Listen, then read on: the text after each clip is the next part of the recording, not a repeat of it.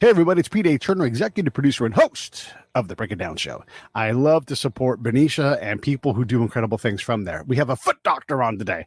And technically, okay, yes, foot doctor, but also an author, Teresa Van Woy, whose mother just recently died. But she wrote a book about her life growing up. And her mom and her dad went on a vacation, I believe it was to San Francisco, if memory serves.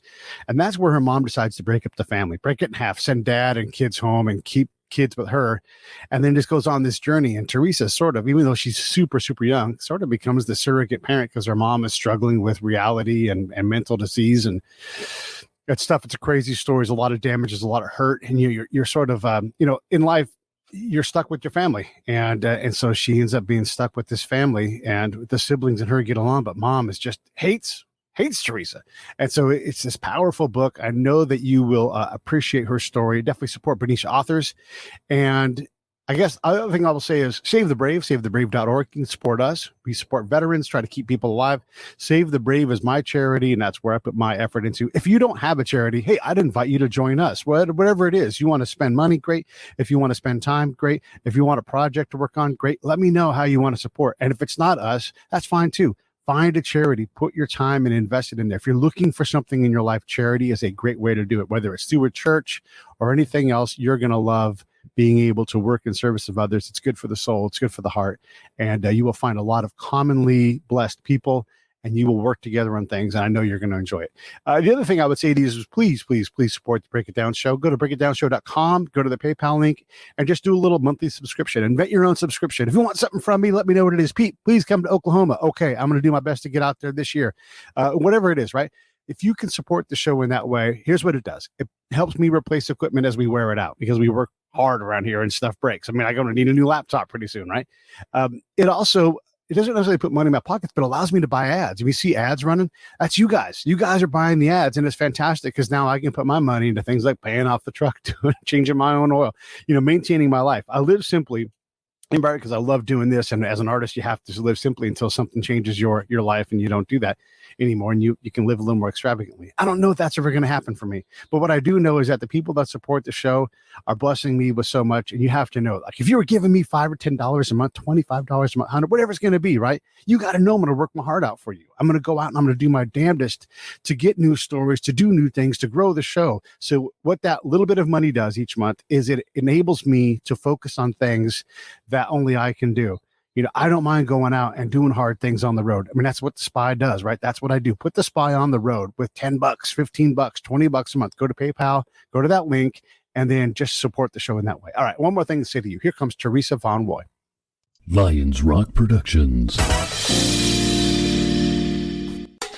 This is Jay Moore. This is Greg Cruz. This is Bryce Vine. This is Dexter from The Offspring. This is Nathan This East. is Sebastian Younger. This is Daryl Amy. This is Stuart Copeland. This is Mick Gillette. This is Andy Summit. This is Dr. Bob Greenberg. This is Gabby Reese. This is Rob Bell. Hey, this is John Leon Guerrero. Hey, and this is Pete A. Turner.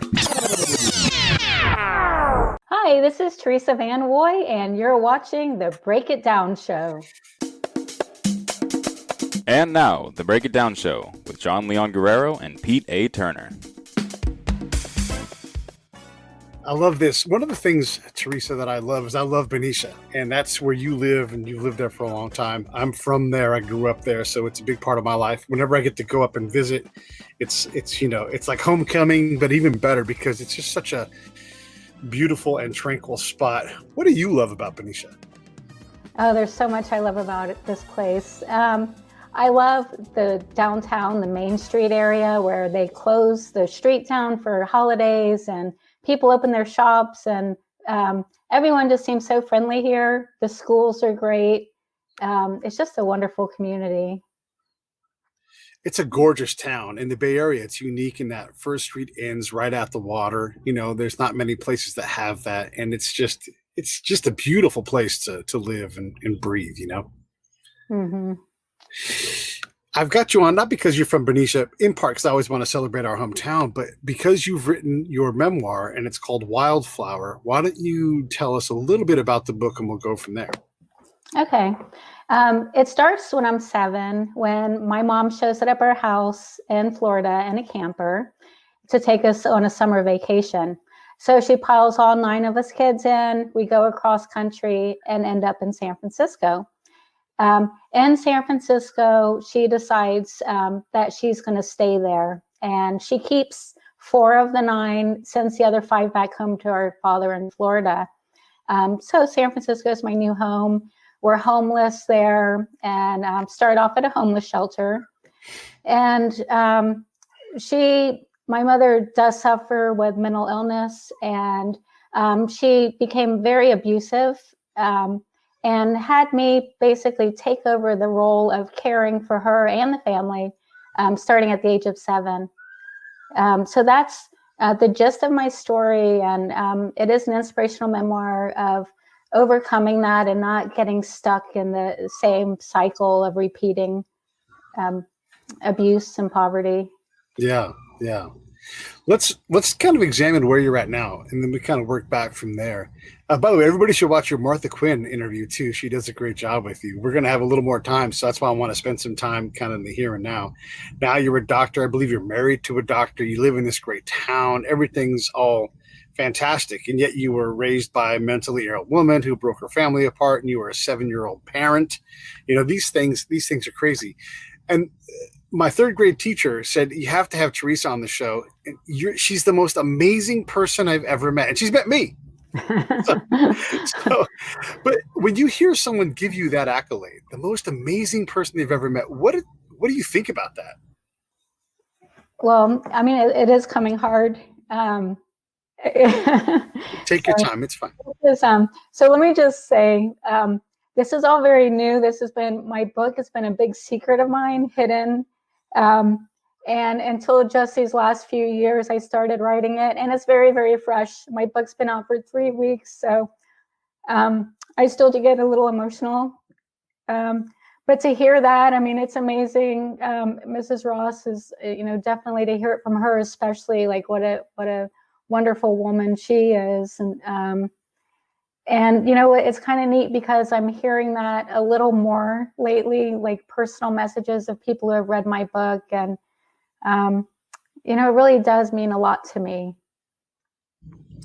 You're smart. You know how to do things. You're a podiatrist, so you know how to see things through. So I'm not at all surprised that you wrote a book. But are you surprised at this reaction? I mean, you're really bearing your soul. This is this memoir of this extremely challenging time. But it seems like you've pulled it off. Like, people love you, and everybody is so excited. I mean, I've done a lot of shows on Benicia folks, but you have generated the most excitement out of all of them. I mean, heck, I was a guest on my own show today, and hardly anybody cares about that. But you made a difference. What is it about your book? What is it about your style, your writing, your prose? What do you think it is? I think it's just being truthful and vulnerable in the book. It might make it easier that it's written from a child's perspective. So I really put myself into the story and relived a lot of it through my writing, and wrote while I was experiencing or reliving some of the nightmares I lived. So the story just kind of flowed from my heart and my soul, with one goal in mind the whole time, is to really try to inspire others. And at first I was thinking this book is written for anyone who was ever in my situation. It's for them. But now I see, and the more I was writing it, that really the book is written for a lot of different people in a lot of different aspects. Yeah. Well, I can understand that people are going to take and put their own struggle into yours, and they'll be interchangeable. Spending a little more time on this, I'm actually doing some writing myself right now, forever working on my book. That moment when you get into you're in that moment, you're in that memory, and you start to kind of have the ability to look around, and you realize that there are more things there. And I know for me, my adult brain kicks in and I go, oh my gosh, I never realized, because I'm just living in the moment as a kid, right? But as an adult, you look back and you're like, oh, it's a horrible, horrible thing to have to do to a kid, or whatever the situation is. It takes me a while to write these stories because there's just so much going in it, and I become very emotional. That has to be the same thing for you. Yeah, absolutely. And, going back and reliving this, I really, saw myself in a different way. And I think a lot of us were always hard on ourselves. And I saw, like, I would go back and write these stories and see my little girl self. And I felt this whole, like, new love and appreciation for that little girl, that I just wanted to go back myself to these scary, scary moments I never, ever wanted to see again in my life, but actually wanted to go back and give myself a hug and be there for myself. And then when I go right now, Teresa, now look in the mirror and I'm like, oh my God, this is so disgusting. I've gained so much weight. Ugh. It makes me think, like, God, you're saying that to that same little girl. Like, why are you being mean to her now? So it opened my eyes up to even myself, the way I look at myself now, a little better. Yeah, I was hoping you would go to that realization, because I do the same thing where, like, with the perspective, you gain it and you start to understand the damage that is caused to you by your mother, by life, whatever it is, all of these different things that create these, and it's damage that you took without even, you wouldn't even know that you were taking it because you were too small. But then you look at the current you and you're like, gosh, I am so unfair to these people. I'm so unfair to myself. All of these different things that we carry with us because of these traumas. Is it helping you still as you try to deal with this stuff? Yeah, it is. It's helped me in a lot of ways of really just how I see others.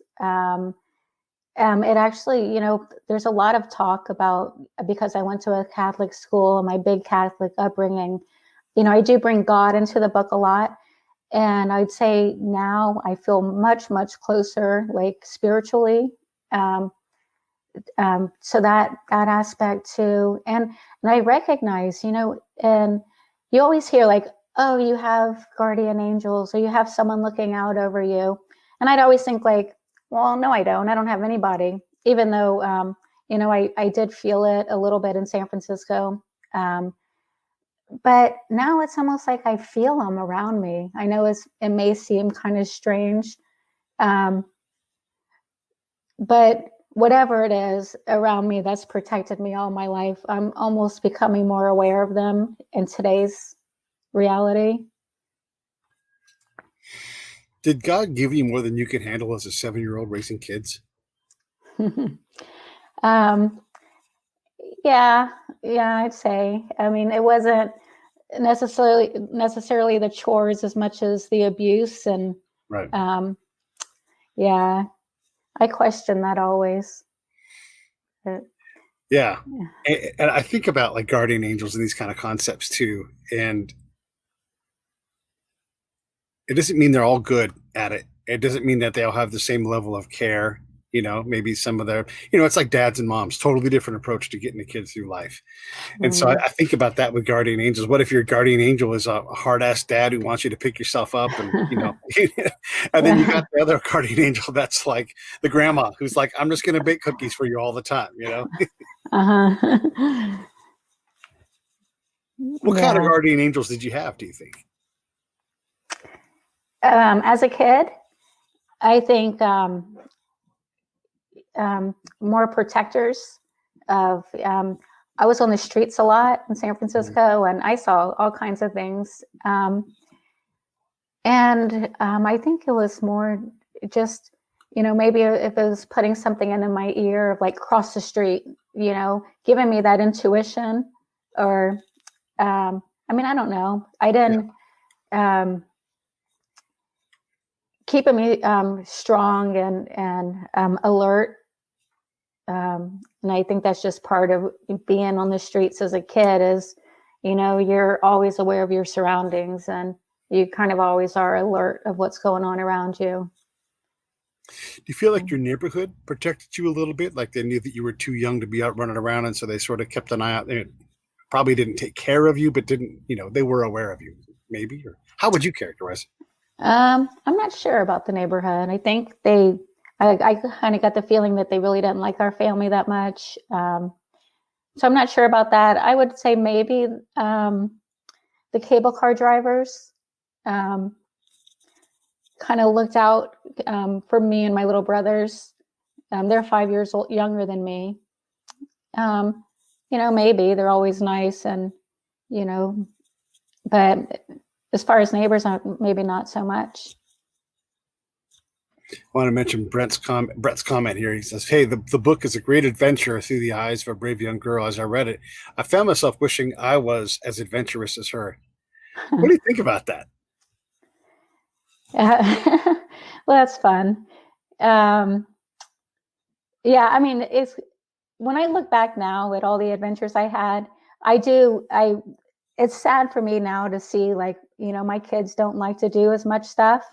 And to see now, like, and I hate to bring it up, but the electronics and all of that. And I really wish that they had that adventurous spirit like I did as a kid, more so.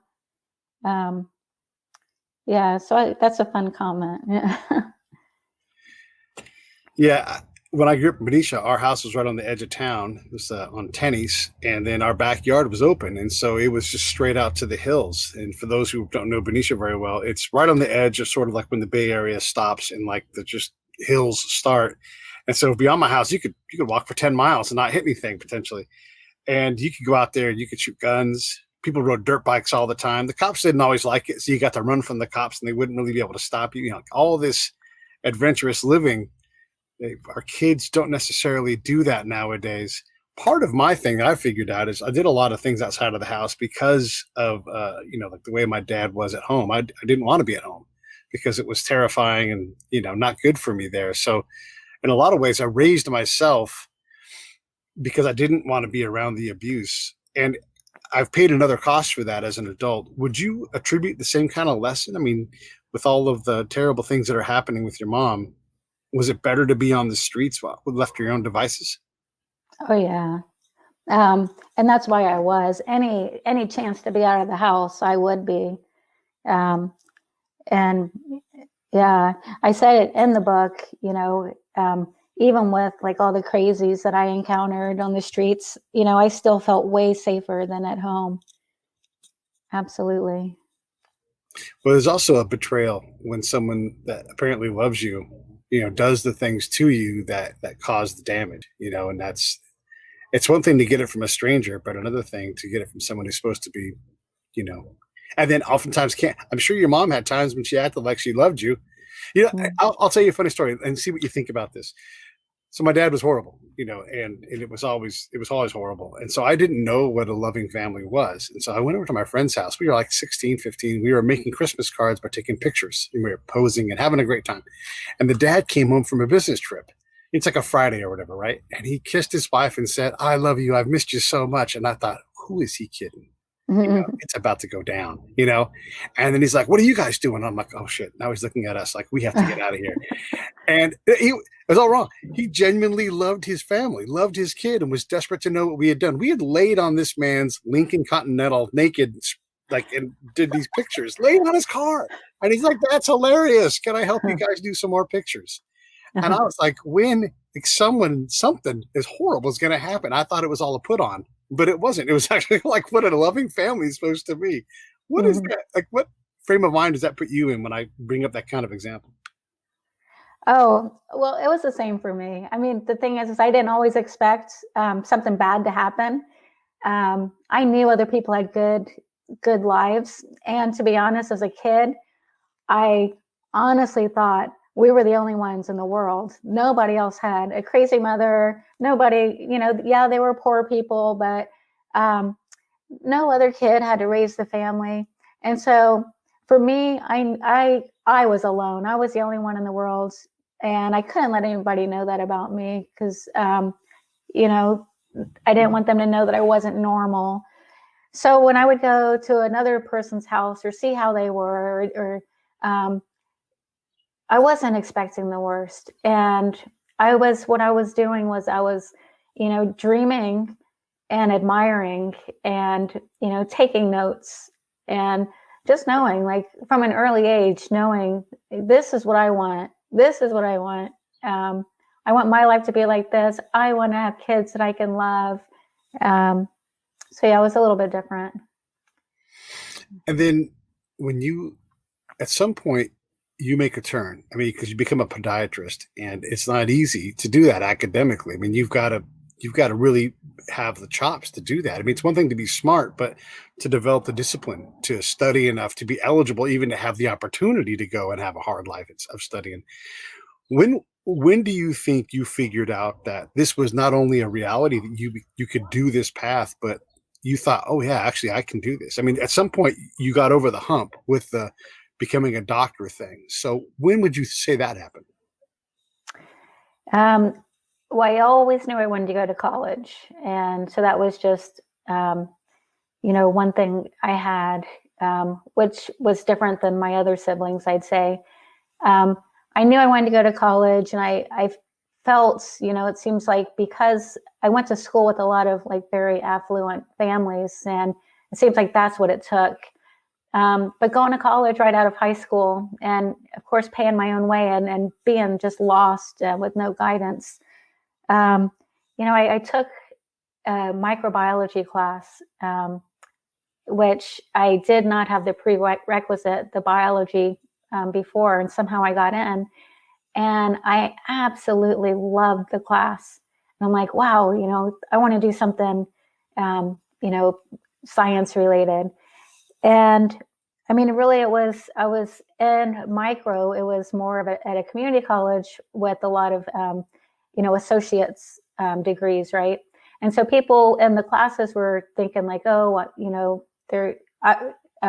what kind of job? So I was thinking, well, maybe I would be like a dental hygienist, and because that's kind of what the types of jobs people were looking at, something like that.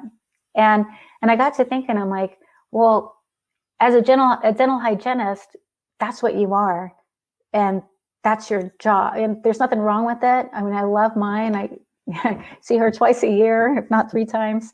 But I just thought like, well, you can't move any further than that. Like the next step is a dentist. So why not be the dentist?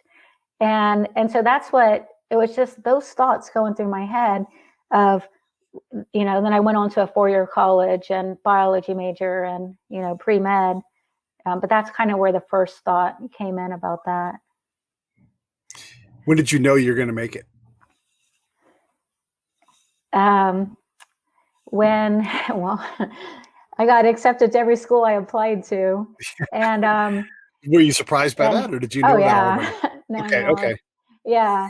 I didn't think I'd get accepted anywhere. Yeah. And I just, it's always, I had that self-esteem, like, but I'm going to try my hardest and work my hardest. And it definitely, I would say, probably took me a lot more work maybe than your average person as far as studying on the weekends and everything. And but one thing about me is I don't give up. Is I really, and I think that's probably one of my strong suits, is I really push hard and push through things and see them to the end. Yeah, makes sense. Because you can trust yourself to get it done, and even if it doesn't happen for whatever reason, you will know that you've done everything you can to do it. I completely understand that. When you're looking, first off, let's spend some time here. You go to community college. There are so many parents and kids that are freaking themselves out, killing themselves over getting into their right first choice or whatever it is. And I'm a product of a junior college. I've got more than one degree. It's such a great path, especially for someone like I had no idea like what I might do. I wanted to do everything, and so I didn't know what to do. And I took every kind of class, and I really kind of took my time going through school. But what are your thoughts on, just in general? It's not really on the book, but I'm curious what your thoughts are in terms of, you have such a non-traditional path to becoming a doctor. It doesn't usually starts on, there I was 7 years old raising my siblings on the mean streets of San Francisco, Mm. Yeah. So what was your question? Sorry. Yeah, the question is basically like, just what are your thoughts on approaching school as more of a, you don't have to go to the perfect school. For most people, I mean, doctors may be aside, but if you're going to get a degree, I've got a degree in mass communications. Does it really matter what school I go to? And then I got there because I took a bunch of classes and I kind of sorted myself out. Cause like you, I didn't really know what I was doing. I just kind of just kept going to school and looking for where the A's were, and I ended up in mass communication. But what are your thoughts on, someone who's young and stressed out, or a parent who's like worried about the path? What would you Mhm. say to them in terms of what the path is versus when you look at your crazy path? Mhm. Yeah, especially if you're doing it on your own. I would say community college definitely is the way to go. And as a matter of fact, I wish, my daughter would have gone to community college first just for financial reasons. But Yeah. um, yeah, I mean, especially if you can still stay at home and, save some money and, why not? And um, I honestly told my daughters it would be great for them if they could take a year off before going to college and travel. Yeah. And that's a big thing that I love is world travel. And then I found out, well, because I was talking about the Peace Corps, I found out, oh, well, you need a degree to be in the Peace Corps, I think. So, Yeah. but something. So, yeah, my oldest, who's now at Boise State, she was last summer, she was signed up. I volunteered after the earthquakes in Nepal. So she signed up with the same group and was going to go to Mexico and spend the summer. But of course, COVID happened. So she's not. But she is going to study abroad next year. So, Every kid should study abroad. I've never met anyone who's done that and said, "Oh, I hated it every second. It was a horrible yeah, idea." It's always the yeah. opposite. I begged my daughter to study abroad. She wouldn't do it. She Mm. wouldn't go. And just another thought on school. Why the heck are kids so stoked about going to another state school in another state? Nothing wrong with Boise State. No commentary against Oregon State, whatever. But why would you leave California to go to a state school unless they are like the only school that does your thing?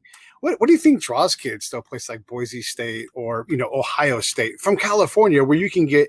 I mean, there's no better public university than Berkeley. Here it is, 20 minutes away. Granted, you want to go somewhere, go to UCLA, go to San Yeah, Diego. There's all kinds of great schools here. What makes them want to go out of state for a state education? I know. I think it gives them that sense of being independent and doing it, being further away was part of it for her. And I think for a lot or if the school has a reputation, and I know Boise, not that Dylan was into football, but they have a big football. But yeah, I think maybe it's the independence or just, finding a school that is just completely different from where you are. Um, I don't know. She Yeah. also had her cousins there, so that was a big pull for her. Okay. Um, Yeah. It can be random sometimes where, and we also have 18-year-old kids deciding what they're going to do for the rest of life and spending, I don't know, $250,000 to figure it out. And it just seems like such a yeah. crazy proposition sometimes, when you break it down. Hmm. I want to ask you about, you seem to have so much love. People love you. You got there despite your upbringing. Did you just, I know for me, a lot of times I think, what would my dad do? And I do the opposite. Like that was sort of how I parented. So like when I Hmm. yell at my kids, I'm like, my daughter, she'll tell you like, I have to yell at you now. I'm really disappointed in you, and I'm just like so calm and I deal with it, but because I just didn't want to approach it the way my dad did. How did you get to be such a loving person who's so affective in terms of how people respond to you and how you clearly just love your family? That doesn't make, I mean, so many kids come out of these situations damaged beyond repair when it comes to love. Hmm. Yeah, I mean, it's a good question. I don't know. I've always loved kids and animals, and it's just that's my soft spot. Um, and I mean, what made me come out loving more than maybe someone else in my situation? I have no idea. I always, knew part of my dream was I couldn't wait to have my own kids, and I always imagined daughters, which is kind of funny that's what I ended up with. Um, yeah, but to answer like how was I able to? I mean, I don't know. Yeah. Eh, Does it I surprise you think, to be where you're at in terms of your ability to love? I don't think so. I think that, I've always, um, yeah, I think I always kind of had love. Like I loved and cared for my twin brothers, and yeah. So I don't know. I didn't grow up, even though maybe in the book it might seem like it. With a lot of hate in my heart. It was always a struggle for my mom, at least, like between love and hate. But I think even as a young girl, as a kid, I was able to see beauty in the world. Like I was able to appreciate things, especially in nature. What about your siblings? Same story? As far as love, How they do it, how you guys love each other. mm-hmm.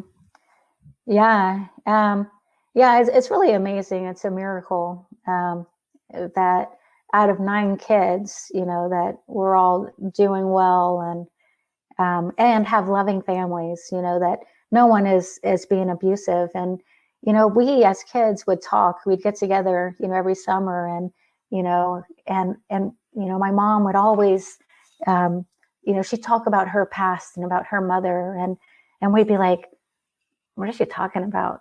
Doesn't she, like, can't she see she's doing the same thing? And I think having my siblings around and having conversations sometimes makes us all aware, like, oh my God, we never want to do that. Like, what if all of a sudden we were like mom and we didn't even realize it? But having it voiced out, where it's a conversation, I think it makes you more aware. Or, maybe it's just that, her mental illness, that caused it. But I know that was part of it. It might be more than that. So, yeah. Mental illness is tough. One of the things I like to do, try to give people perspective. So, like, I have PTSD, and if you could see my PTSD on my shoulder, you would treat me differently than when my PTSD affects my behavior or causes me to act irrationally or whatever it is that it does for me. If you saw that, you'd be like, oh my God, of course, your mom doesn't act right. Look how unhealthy she is, but we can't see it. And just like when my ankle hurts, I try to walk straight and I can, and then I roll it over and I can't walk straight. It's like same thing mentally, like I'm able to walk these 15 steps in a normal fashion, but then my brain, my injury overtakes me. It took me a long time to understand that about addiction, about mental disease, and to not absolve my dad of his problems, but to at least be able to understand it. Is that possible for you with your mom? Mm-hmm. Yeah. I can see for sure on her. And I see her as a tormented person who's just suffering a lot and just reliving these nightmares in herself. And even like my siblings and I would talk about it, like, like, poor mom, what happened? What's going on with her? And I swear it's almost like she had it so bad as a kid, say like my age and my little picture on the book when I'm 7, that I feel like everyone can respond to trauma differently. And I think for her, it just, it's almost like she froze, and that little kid went so numb that she wasn't there anymore. And it's the way we see kind of my mom, like my mom then, this monster or whatever, and this took over and just hid that little kid was hidden inside of her.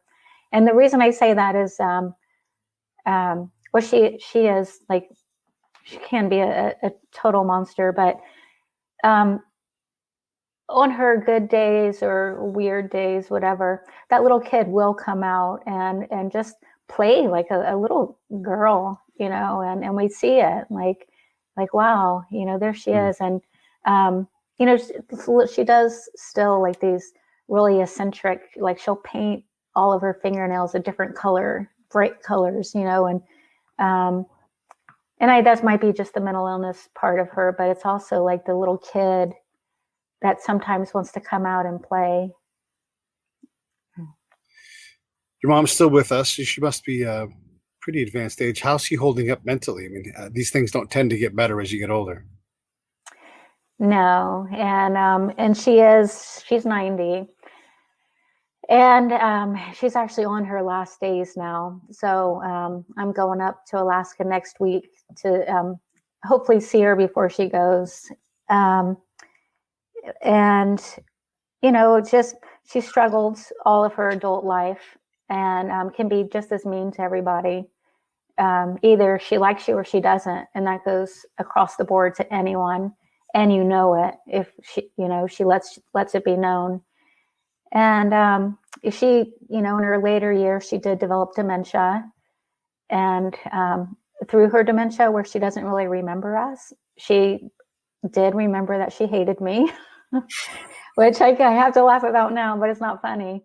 Right.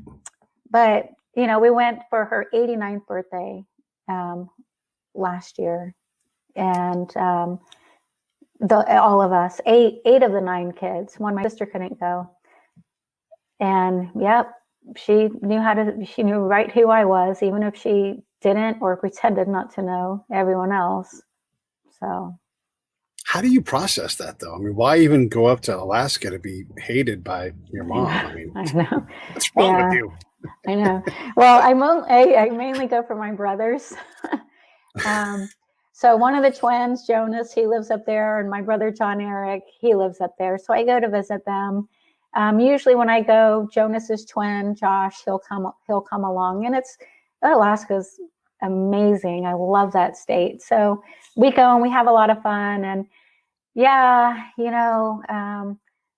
even my siblings, some of them, they, oh, you need to go and spend time with mom. And I really don't want to, not to be mean, but, I do want to go say bye.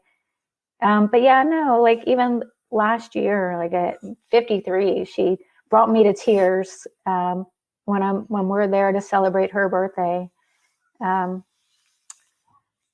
So yeah, I don't know why. Yeah.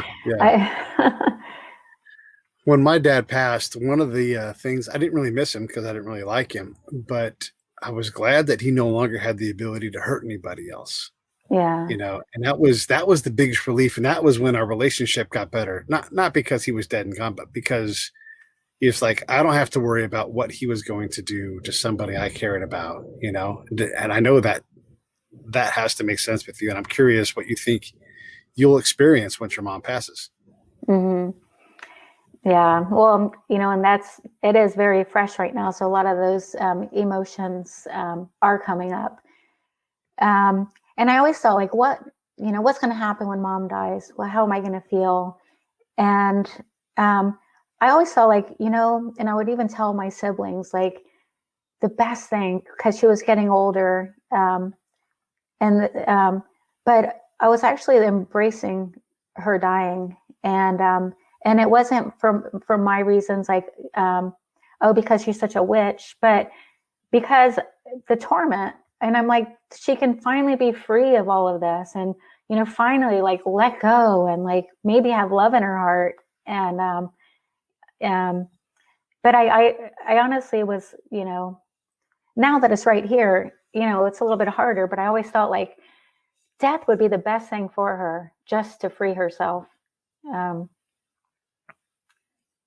Yeah. So hope that it doesn't make me sound like I'm evil or anything, but yeah, I mean, if she had cancer and she was in pain, you would wish the same thing for her, even if you loved her and she was a great mom. You would just, like, yeah. I mean, but it's not an easy existence. It's almost cruel to have her around for 90 years in this condition. We're talking with Teresa Van Woy, and her book is called Wildflower, A Tale of Transcendence. We've been purposely spending some time on the back end of your life because there's a really good interview that Martha Quinn, the VJ from MTV, did with you. And I didn't want to just focus on these areas, but I do want to kind of go back further now and talk about the book. And well, let's spend a little bit more time in your adult self. This is a hard journey, and I know that you got stick-to-itiveness. I know you're going to work through because you're a doctor and you're not afraid of things, but it's not easy. And you're not known for being an author either. I mean, so you're doing this. You really ultimately have to say to yourself at some point, I don't care if this thing sells. I need to do it. Why? Talk about that. Yeah. I mean, it was hard getting started. I was back and forth with it and throwing it down and saying, oh yeah, this is crap. I'm not going to do this. But I thought, if I could just touch a couple people's lives, from my story, if I could change maybe someone who is in my situation where now they're not hitting their kids or, I think when you're in that situation, sometimes you do feel trapped or this is all you have, this is all you know. And I think it could be easier to repeat the pattern than what people might think and if I could just touch one or two people's lives, maybe they're the only ones who pick up my book and read it, then to me, that would be worth it. And that was my initial thought. And then, of course, writing it and all the healing that has happened with me, even though I always thought I don't need, I had a doctor friend I worked with who would go to therapy. And she'd leave therapy and she'd cry and, and we'd be after work doing our charts, talking. And I'm like, why would you put yourself through that? Like all therapy is doing for you, not to diss therapy. I mean, I know it's good for a lot of people, but why would you put yourself through that? And I felt like, well, I'm strong. I have my life. I love my life. It's awesome. My family, my job, living in Benicia, why would I want to go back through all that? And so that was when I started and I'd put it down. I'm like, this is bull. I'm not going to, why? I'm past this. It's buried. Why dig it up? And now look at me, I'm crying, But then, the more when I'd pick it back up and I'd start writing again and actually looking at myself as that little girl and, definitely there was healing and understanding for my mom and her torment. I mean, I know writing the book has helped me kind of even though it's how can you ever understand anything like that, but it made me a lot more understanding and sympathetic and compassionate toward her. And I mean, just imagine having 9 kids too, that's a lot. But not that that's any excuse. I'm not making excuses for her, but there has been a lot of healing. So I'm glad that I stuck with it, even if I'm the only one who benefits from the book. That's amazing because it really has helped me. No, that's so a friend of mine is John Krotek. He's got his own podcast. We're both veterans, and he wrote a book about his sexual abuse. And his cover of his book is very similar. He's got 2 pictures, one of him the week before and one the week after, and one you have this normal looking little kid, and the other one after. You're just like that kid is disengaged from life, and you're looking at one picture, so you got to read a lot into it. But they do tell that story of this damage that he took. And, then he goes in and does all this poetry to get through it and explain it and everything. And it's powerful stuff. But it's a lot to have to live off of that book and try to put life into it. Do you want to tour this book? Do you want this? Do you want to be sitting on Oprah's couch and talking about this for the next 5 years? Do you want to become the Wildflower lady? Or are you, I don't want to say you're done with the book, but do you need the book to be any more successful than it already has been? I don't need it to be. No. I would like it to be, yeah. And I'm not sure that it's really successful right now, but I think the more people I will tell you this. I've been getting a lot of personal messages sent to me about people that read my book, even without any background or past that I had. And I'm actually saying how the book has helped them, or even how the book has helped them to look at people differently. And so these are people who I consider, normal, they're, or from a really good life. And if my book is making some kind of impact on them, and anyway, yes, I would love to sit on Oprah's couch. Okay. And be the Wildflower lady. Yeah. Yeah. Okay, good. There's a little bit of ego in there, and that's fine.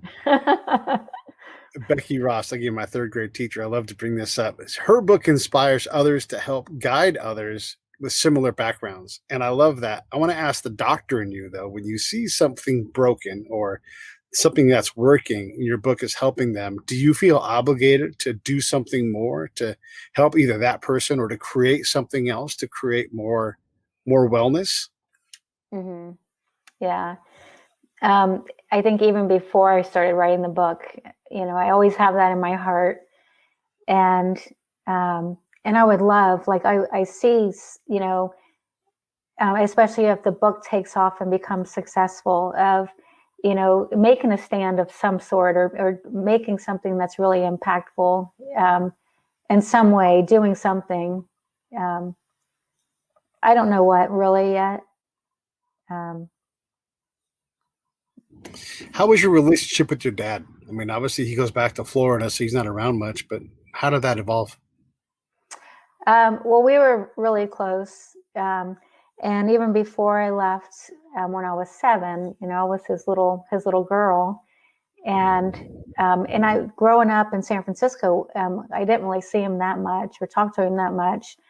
But yeah, I would say we've always been close, and my dad's gone now.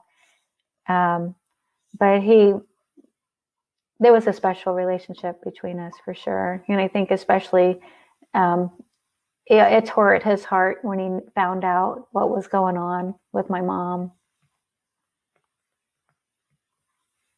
There's an airplane flying overhead. I live right by John Wayne Air Force. I was trying to wait it out. The hard part too with your dad is that he has to go somewhere else. He isn't allowed to be part of this family for whatever reasons, life reasons, your mom reasons, whatever. How did you deal with that as a kid? I mean, it's one thing to say he wasn't around, but how do you deal with that? Well, that was hard. As far as, you mean when I was a kid, about him? Yeah, not being as a around? kid, like your dad, you need him and you're in this desperate situation, but you can't have him. So how do you reconcile with that? How do you get over that?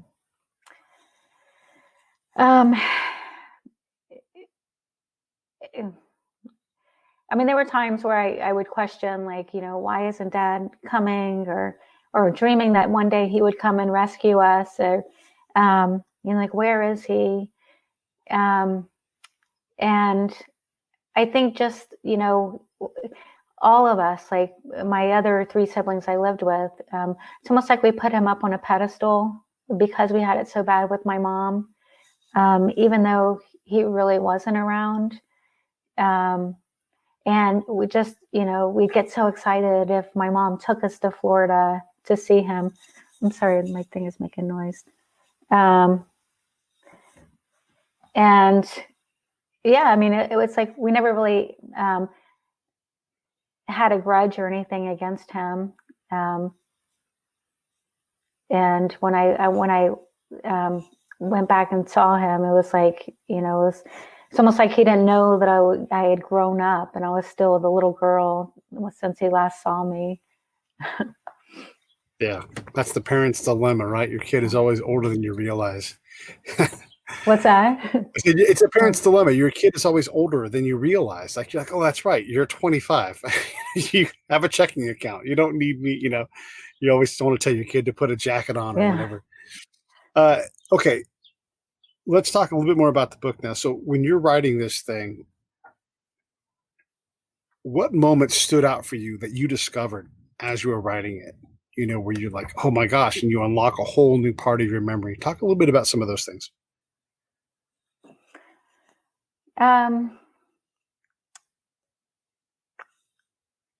Let's see. Well, so a lot of the moments, were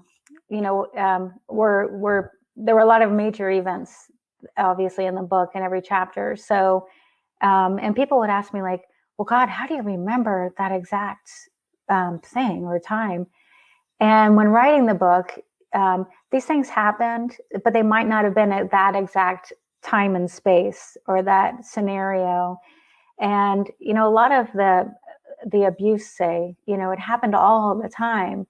And it wasn't just like, oh, well, that's the time I'm writing about it. No, that's just one of the times. And it's all very clear that also what helped me was every couple of weeks, I'd get on the phone with all my siblings and we'd all be on a conference call. And I would read to them what I wrote so far. And it was kind of fun. Like there's a lot of chapters in the book that I wrote originally that aren't there anymore. The book would be so long. But I would be telling my story and they'll be like, oh my God, we were doing this, you know? And so it was, you know, the times on the phone with my siblings, there were tears, there was a lot of laughter, and it was kind of like, and it's a good way to look back on stories when they're so horrific that you can actually laugh at them. Like, and you know, there's one simple story is I was writing, and it's not in the book, about, you know, my brother John Eric and I, we did a lot of adventures together in the summer.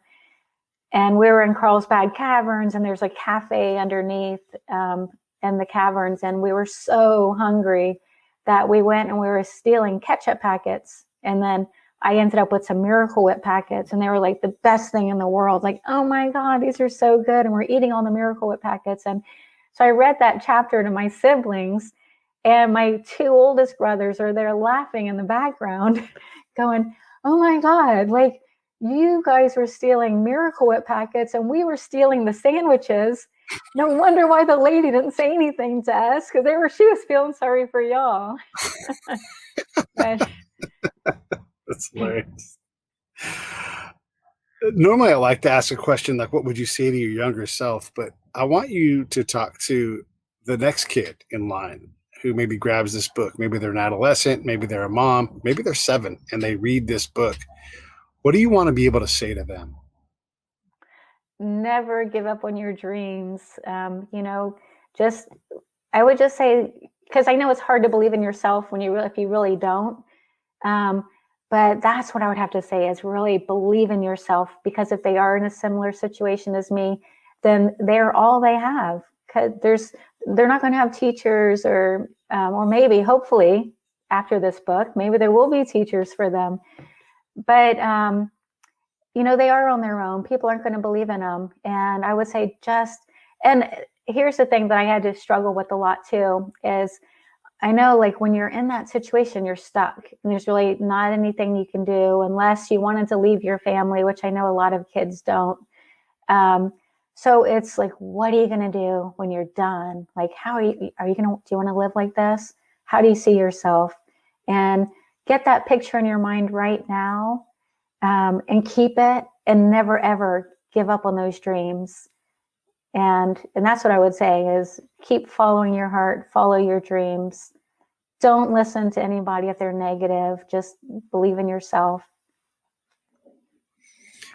I've worked a lot of time in conflict zones and talked to a lot of young men who don't even have that. They can't even imagine having a dream. They're literally in survival mode. And that has proven to be true for a lot of, like, gang members, young men, that they live for the moment. Life and death are interchangeable for them. Everybody they know has been shot. One of them said that prison is an extension of their community. These folks can't dream. They can't afford that.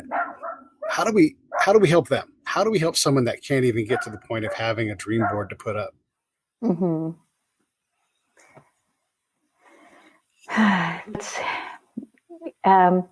I mean, you want to be the Wildflower girl, so, lady. So. I know. Yeah. Have to start somewhere, right? Well, I would say, I know it is tough. And that was what I had that's different, is I went to a good school. And so I could see the other half. I wasn't always just surrounded with my type of environment. And I mean, you know, as a kid, I think that might be hard to do. But, you know, if they had an opportunity to pick up a book and read, not my book, just other books that, you know, can take them away from their life, something like it's some kind of escape, to shut the rest of the world out and build maybe from that, or, you know, just, and this is where I think the teachers, you know, if teachers can play such a huge part in someone's life. And I know even as an adult, if you go to a class or a seminar or something and they say, who was your real life role model as a kid? And I was thinking like, oh my God, I have nobody. But like, how great would it be to say like, oh, Mrs. Ross, right? Mrs., you know what I mean? Like, what if you were that person, that teacher? And I think every teacher out there now can make a difference. And it's hard to say like how to give someone a dream unless they have some kind of escape that they can, and maybe it is through a book if they can read, or maybe it is, I would say nature is huge if there's, and I know if they're in the inner city, but I would go to find a park if they can, but you know, I'd hate to, a park outside of their community, if possible, even if it's like taking a bus or riding their bike, just getting away from their environment, which might not only be their home, but their community, away from the drug dealers and, you know, what's on the streets, and find their little happy place. You know, 20 minutes on a bike can take you far. Yeah, it sure can. I mean, I lived on my bike. I was all over Benicia, up and down those hills. My Fritz is barking, so that's fun.